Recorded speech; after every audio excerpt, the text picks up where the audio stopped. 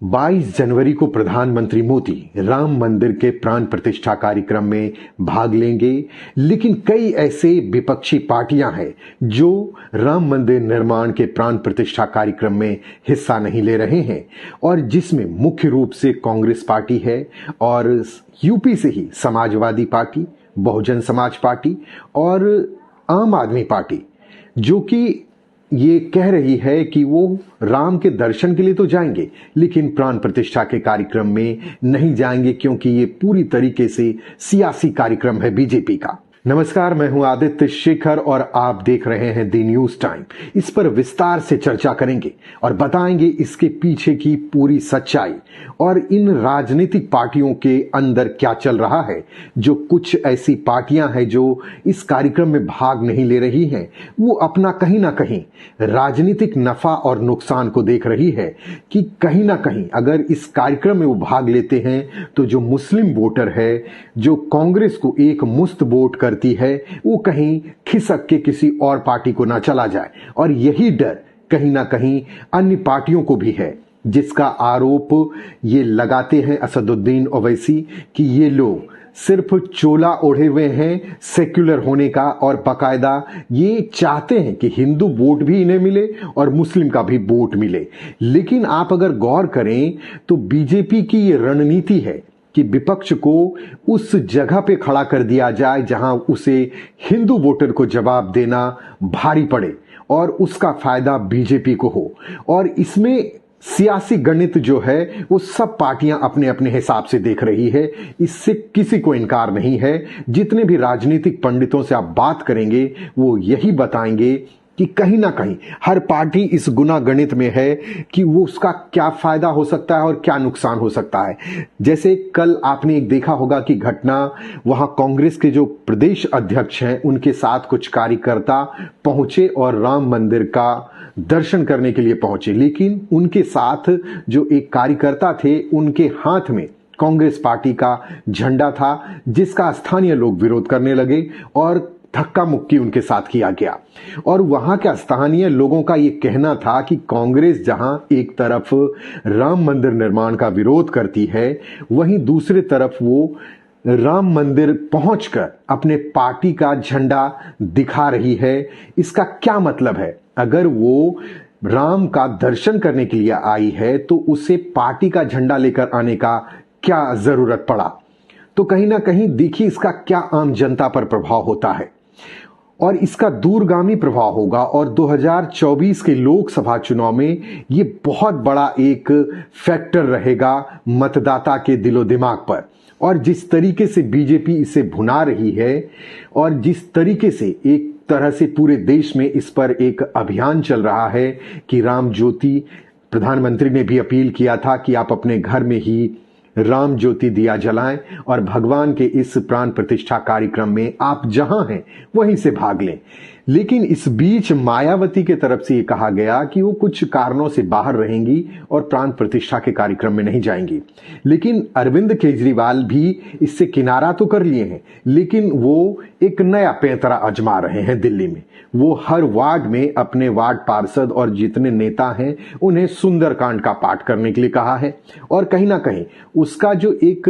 फायदा लेना है धर्म के नाम पर, वो भी वो कार्ड खेलना चाहते हैं। और ये मुस्लिमों को मैसेज भी है कि वो राम मंदिर के निर्माण में नहीं जा रहे हैं, क्योंकि कई ऐसे मुसलमान हैं जिन्हें यह लगता है कि बाबरी मस्जिद का जो विध्वंस हुआ है उस जगह पर इसका निर्माण हो रहा है, और कहीं ना कहीं उनके मन में एक टीस है, जबकि सुप्रीम कोर्ट के फैसले के बाद यह निर्माण हो रहा है। और इस बात को भी लोगों को समझना चाहिए कि ये एक तरह से न्यायिक प्रक्रिया के बाद इसका निर्माण हो रहा है। जिस तरीके से अयोध्या को योगी ने सजाया और संवारा है वो वाकई काबिले तारीफ है, क्योंकि अयोध्या आज से पहले अगर आप गए होंगे और अब की अयोध्या में आपको जमीन आसमान का फर्क दिखेगा। और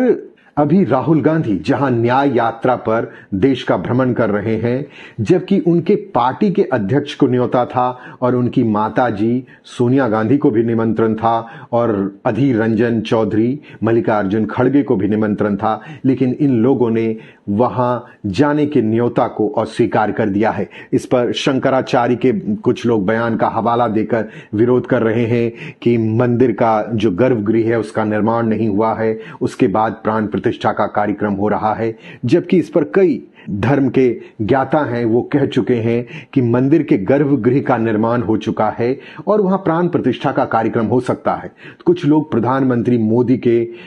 इस कार्यक्रम में हिस्सा लेने और प्राण प्रतिष्ठा करने पर सवाल उठा रहे हैं, जबकि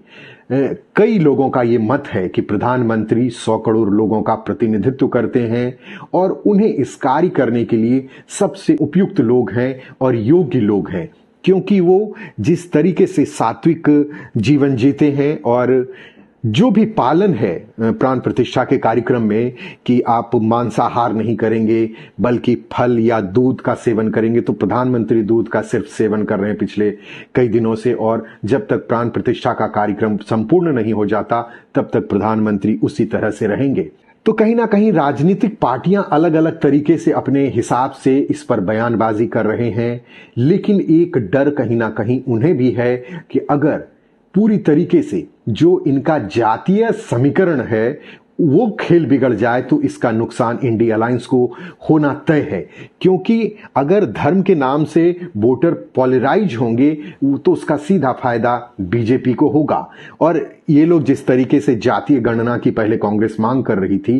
तो उसका कहीं ना कहीं फायदा कांग्रेस को होता, लेकिन प्रधानमंत्री हमेशा इस तरह की राजनीति के लिए जाने जाते हैं कि वो विपक्ष को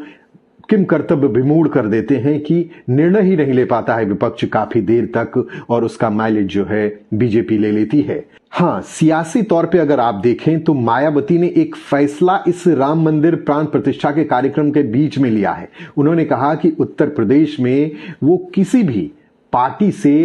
प्री अलायंस नहीं कर रही हैं और इसका फायदा अगर आप देखें तो उत्तर प्रदेश में त्रिकोणीय चुनाव हो जाएगा, जिसमें समाजवादी पार्टी अगर इंडी अलायंस के साथ आती है, कांग्रेस के साथ सीट शेयरिंग हो जाता है तो मिलकर चुनाव लड़ेंगे, लेकिन बहुजन समाज पार्टी हर सीट पर अपना उम्मीदवार उतारेगी और बीजेपी हर सीट पर अपना उम्मीदवार उतारेगी। जो एनडीए के कुछ सहयोगी हैं उनके साथ उनका जो कोलिब्रेशन है उस आधार पर, लेकिन इसका खामियाजा जो है, जो एंटी वोट मोदी वोट है, जो एंटी बीजेपी वोट है, वो कहीं ना कहीं दो धड़े में बंट जाएगा और उसका सीधा फायदा बीजेपी को आने वाले लोकसभा चुनाव में होगा। और इंडी अलायंस के लिए एक माइनस पॉइंट और भी है कि जितनी पार्टियां मिलकर इंडी अलायंस का गठन किया है उसमें कई पार्टियों से सीट शेयरिंग पर बात नहीं बन पाई है। जहां पंजाब की अगर बात करें तो आम आदमी पार्टी पूरे सीट पर अपना उम्मीदवार उतारना चाहती है, वहीं जेडीयू और लालू की जो पार्टी है आरजेडी, वो बिहार में ज्यादा सीट की मांग कर रही है। आरजेडी का कहना है कि जितना जेडीयू को मिले उतना उसे भी मिले। तो वहां देखिए कि कहीं ना कहीं कांग्रेस के लिए मुश्किल होगा, क्योंकि उसमें सीपीआई, सीपीएम और जो लेफ्ट पार्टियां हैं वो भी उनके सहयोगी है। तो वहां भी सीट जो है बंटवारे में पेंच फंसा हुआ है। उद्धव ठाकरे की तरफ से अगर देखें तो वहां महाराष्ट्र में वो ज्यादा सीट मांग रहे हैं। तो कहीं ना कहीं बीजेपी पूरी तरीके से चुनावी मोड में है और हर संगठन से जुड़े निर्णय ले रही है और बूथ स्तर पर जिस तरीके से मैनेजमेंट कर रही है। और आज भी जेपी नड्डा के आवास पर इसको लेकर एक अमित शाह के साथ बैठक हुई और जो वरिष्ठ पदाधिकारी हैं बीजेपी के, उनके साथ रणनीति बनाई गई कि किस तरीके से चुनाव में जीत के लिए वो काम करें और क्या बेहतर हो सकता है। और अभी से हर सांसद और कार्यकर्ता को डोर टूर जाने का निर्देश दे दिया गया है और वो बीजेपी में पूरी तरीके से सक्रिय रूप से काम कर रहे हैं और इसका फायदा कहीं ना कहीं आने वाले चुनाव में होगा मोदी को। इसका क्या फायदा होगा हमें कमेंट बॉक्स में लिखकर जरूर बताइएगा। धन्यवाद।